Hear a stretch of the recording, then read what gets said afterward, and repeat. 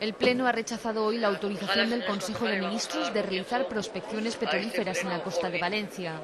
Según el acuerdo aprobado por unanimidad, el Ayuntamiento insta al Gobierno de España a la suspensión inmediata de los permisos concedidos a la empresa Medoy. Que afortunadamente se dan las condiciones para que todos rectifiquemos, porque este tipo de prospecciones en el Golfo de Valencia pueden producir daño a enclaves naturales interesantísimos. Y creo que ustedes y nosotros podemos hacer fuerza para que no se hagan.